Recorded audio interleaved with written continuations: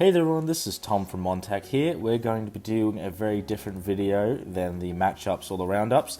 This is going to be top 3 qualities that champions have. There are 3 main things that I've identified in some of the best players today, and there will of course be examples. Let's get right into it with number 1 that a lot of these champions have is incredible deck building. What is it? Well, it's basically when you're able to fine-tune your deck, figure out what staples are best and what would be the most effective in your matchups. This is where a lot of deck space, because you're only working with 30 cards, it's incredibly crucial that every card you pick works. Now, one of the best players to do this is Misfire, former champion. He created a deck, it was a Dragon Angel deck. Now, they had a couple little similar cards, but it was heavily bricking. But he was able to make it work through using a different way of styling it. He would use his Forgotten Angel to get out his dragons, and even though he had a bunch of class 6 monsters, he was able to use those angels to really make those dragons hit that high offensive. And at the end of it, when you thought you'd gotten through the dragons, he would hit you with a full-on Beowulf.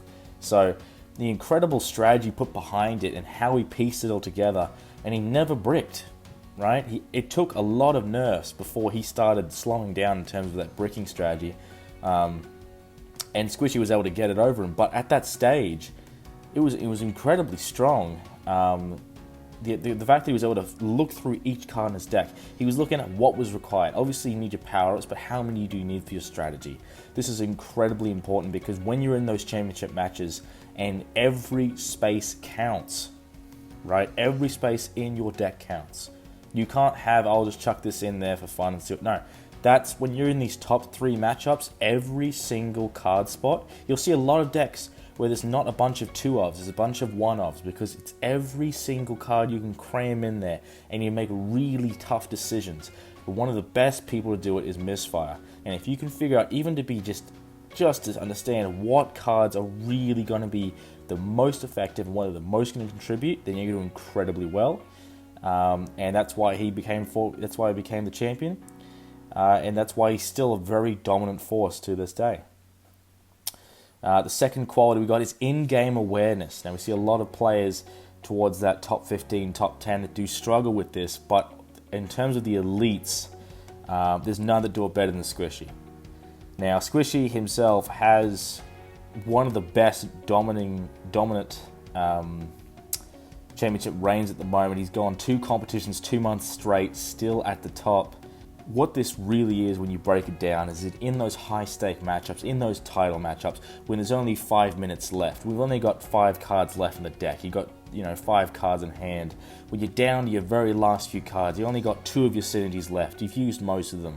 When you hit those really, nitty-gritty, really like you put yourself in such a tough spot, but you're aware of all the cards you have left. You don't have to rethink, do I have a monster left in my deck? You're completely aware of what you've got. You've got an idea about how you're going to formula, how you're going to make your way through.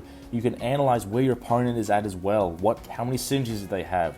How many monsters have they used? You're looking through their perish pile. You're aware of how many cards are in your perish pile. You're constantly monitoring where your synergies are at, which ones you have access to.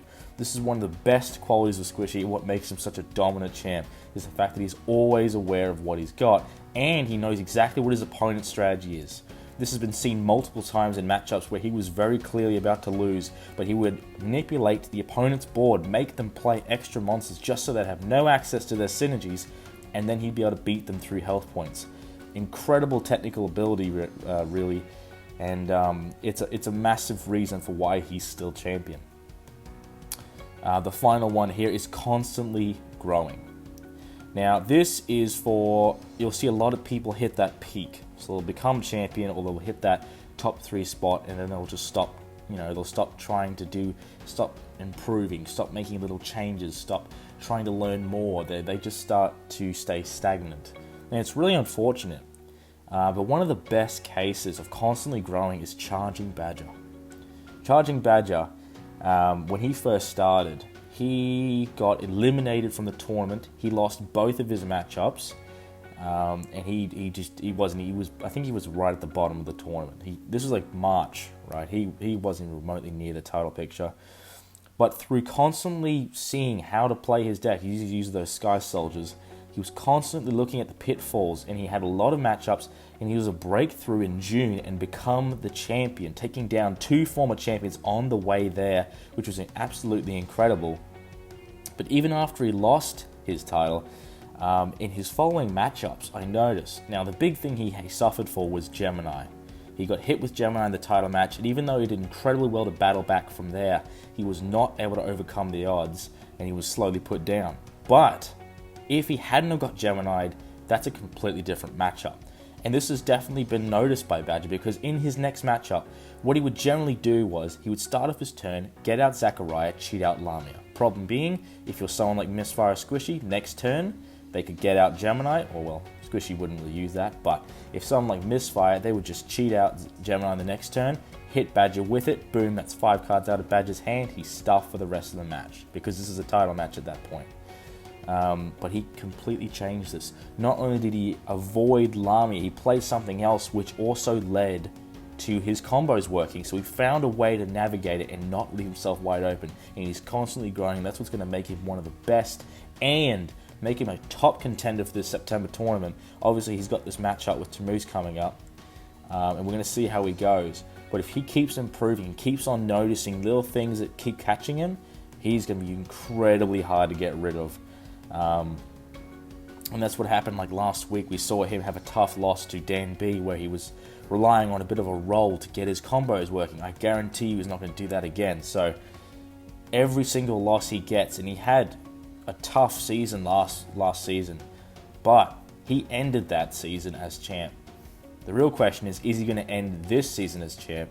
And the thing is, if he keeps on learning, if he keeps on growing, I guarantee you he will. So when you're really trying to figure out how you're going to take yourself to the next level, how you're going to proceed, if you're a beginner listening to this and you're thinking, well, I don't know how much I can really incorporate from this, well, you just got to narrow it down to the very basics. Incredible deck building. Focus on the cards you feel like high quality plays are going to minimize and are going to make the most of the resources you have. The in-game awareness, when you're in the middle of a matchup, when you're trying to figure out on your feet what you've got, what your opponent's got, being completely aware of where you're at in the strategy, where your opponent's potentially at as well, is incredibly important. And finally, constantly growing. Never stop trying to get better. Never stop trying to find new strategies. Misfire is also another person that does the constantly growing. He's constantly trying new archetypes. If something doesn't work, he switches it. He's constantly trying to better himself in every way so that when he goes into those crucial matchups, they do absolutely fantastic. And that's why these guys are definitely going to be, they're probably